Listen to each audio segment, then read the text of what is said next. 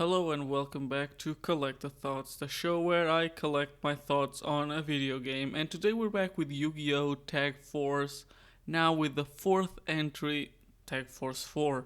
A notable game, if only due to the fact that it is the first Yu-Gi-Oh! 5D game. It's no longer Yu-Gi-Oh! GX Tag Force, but Yu-Gi-Oh! 5D's Tag Force. Is it 5D's? Because that sounds really bad. That sounds like that meme. I'm gonna call it 5Ds, but that's, if someone writes these nuts in the comments, you're getting banned. I'm joking, but anyways.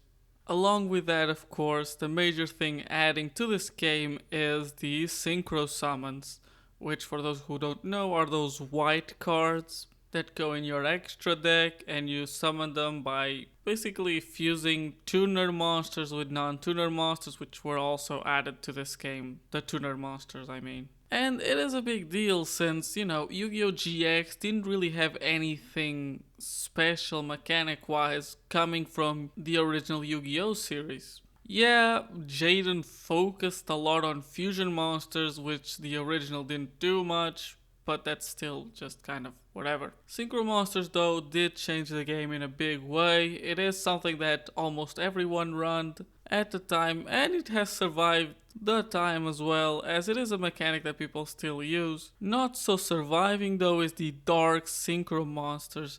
These are taken from the anime, and they're basically Synchro Monsters but with the black card, which is funny because XYZ summons. But they don't work like XYZ summons, they just work like synchro summons, except you have to use dark tuners as a monster to synchro summon. And like I hinted before, these are cards that only existed in the anime and never made it to the actual card game, or at least in any real/official way that you could actually play with real Yu-Gi-Oh! They exist mostly here as a gimmick, and because of that they're also not particularly very viable, since they don't really have any real support. And that's fine, they're just here as a gimmick and that's what it is. The actual synchros are supported well and they're here in a good quantity. As in, you can actually make quite a few different decks and have fun with them. Which is always a fear when you introduce a new type of card into Yu-Gi-Oh!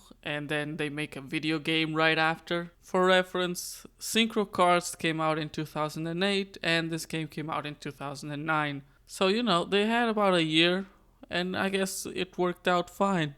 Apparently there was also Synchro cards in Tag Force 3, but I skipped reviewing that one because I already have so many of these games to play, and I already beat that one years ago, so I didn't really feel like it. Sorry, I'm a terrible reviewer. But anyways, to explain that bit, they're just really like extra cards just to hint at that they added them to the game. It was more of a tease rather than an actual addition like it is here. Regardless though, let's move on from the core gameplay and the core additions, I guess, and talk a bit more about the general gameplay of Tag Force 4.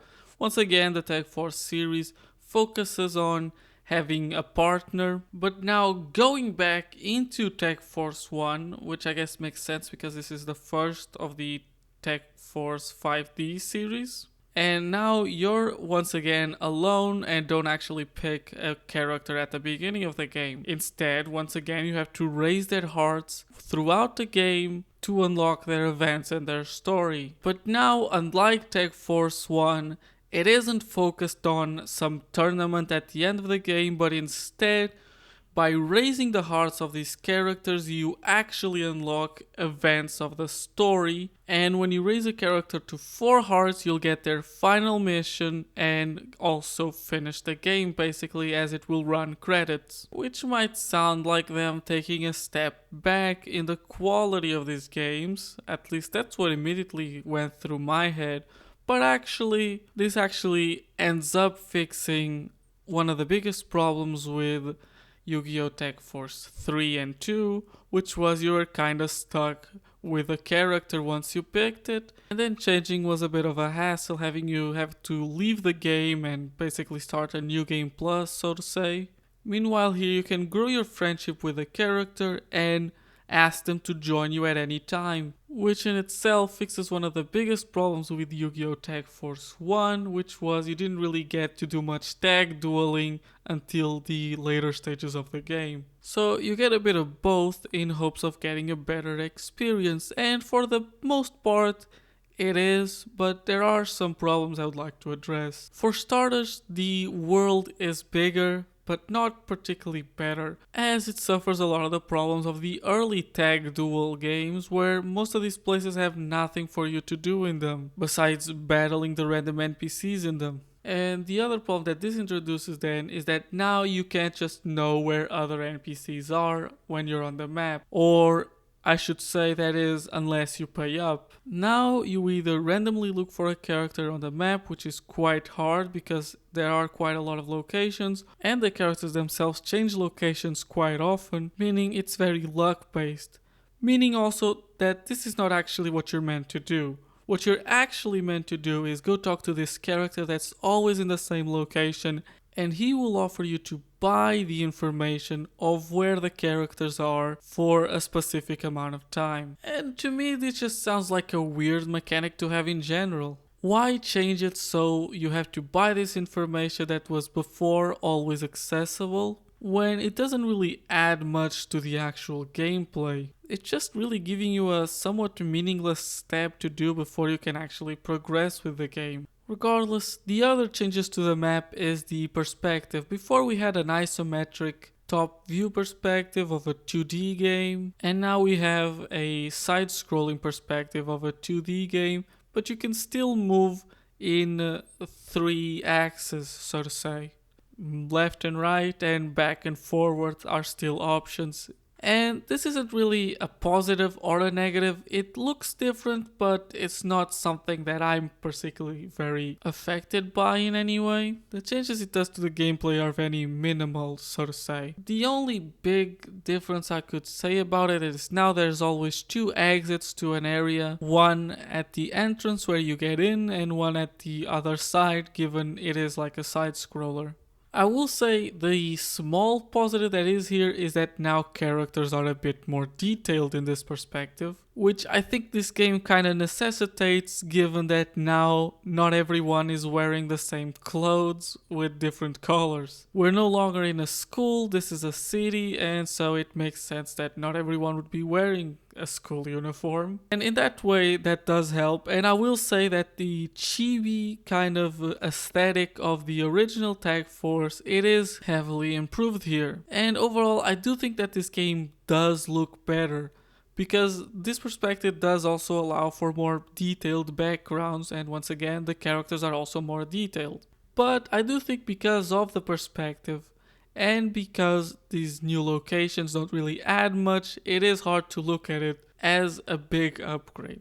As at the end of the day, I personally see it more as a stylistic choice. Regardless though, moving on to actual pieces of the gameplay that change quite a lot is how you grow hearts. Obviously, dueling and tag dueling are still the primary ways to do it, but now you don't just talk and give sandwiches to your character. Now you also play little games with them, which is kinda weird. It's almost like they put the school class bits of GX into these interaction moments of 5D's. Now, when you pick to talk to a character, you have multiple options, like playing a quiz game, where you have to guess the name of a card, which you know where that is from? It's from the exams in Tag Force 2. You can also play rock, paper, scissors, which is, the little game that decides who gets to play first or second turn in the actual Yu-Gi-Oh game. They just recycled. That's kind of what this is. They just kind of recycled other mini games from the series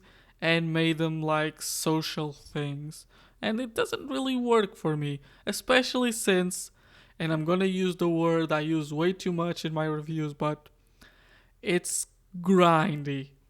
It is. It just goes on for way too long, but I'm gonna go into it in a bit. Let me talk about the less boring ways to raise your character's hearts, and maybe even more boring ways, I'm actually not sure. The sandwiches are no longer sandwiches. Now we have gifts And these are absolutely awful. I must say, I hate them. I rather them be sandwiches. Basically, now instead of getting sandwiches, you go to a slot machine and you roll 3 things, and then you can pick from one of those 3 things. So, in that way, it is better because you can more easily pick out what you want. But now you have basically to turn on baby brain mode to figure out what each character wants. Like, you say he's a teenage boy, so he likes things that boys like. It's like, oh, he likes action figures and card sleeves that are not bright colors. Actually, you say is probably one of the easiest ones, and that's probably why I went with him, because other characters can be a lot more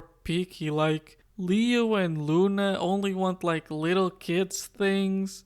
Girls only want the most stereotypical girl things. I just found it to be such a bad mechanic, and not because it's stereotypical, but because it makes me feel like I'm playing something like a Dora the Explorer game. At least with the food, it was like, oh, this is the type of food they like. They like sweets, this person likes sushi and fish. And in some ways I get it. They wanted to kind of take away the golden sandwich. If you don't know what that is, it basically just gave you a free heart. And instead, it wants you more to learn about these characters so you can give them the right gifts. But the gifts are shit, and even after learning about a character, I never went, oh yeah, you say he's just crazy for dark card sleeves. It's just a bit lame, personally. And the reason why it annoys me so much is because this is still probably the fastest way to level up hearts.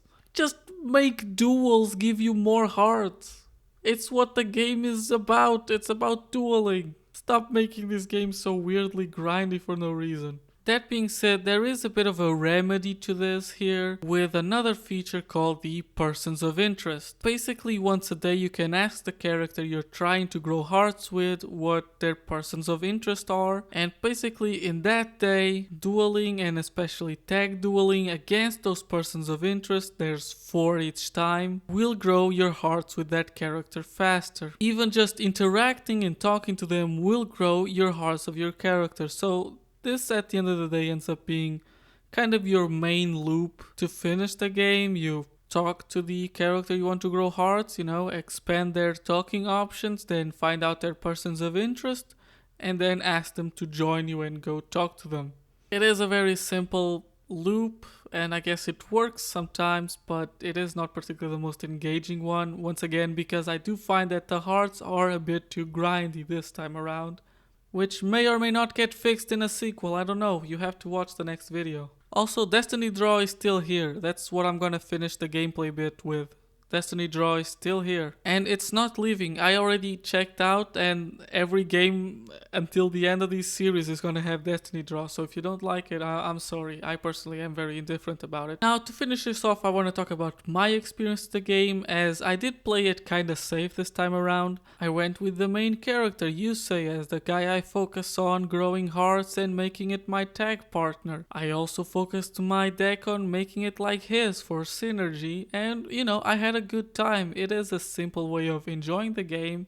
It is probably the easiest way to play the game as well, but that's fine. Tag Force 4 does raise in difficulty from the other games I find. It is less accessible to newcomers, but it still gives you a fairly easy deck to start with and then add to with that water type deck. So I still think it is probably a good entry, and I would probably recommend it over the other Tag Force games, if only because it has synchro monsters, meaning there are more cards in the game overall. Regardless though, I had a fun time.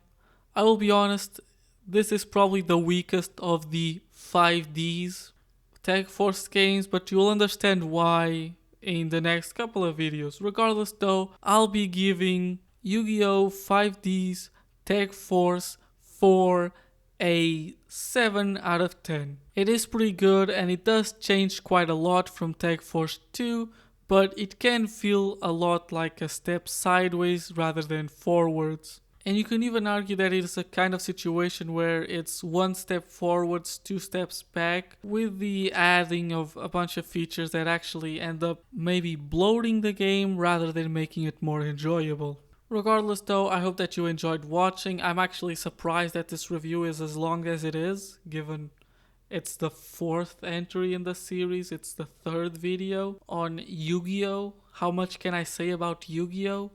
I think Tag Force 5 is gonna be the one that challenges me, but we'll see. Regardless of any of that, please consider subscribing, liking, and commenting, all things you can do for free here on YouTube. And regardless of that, I hope you're having a good day, and goodbye.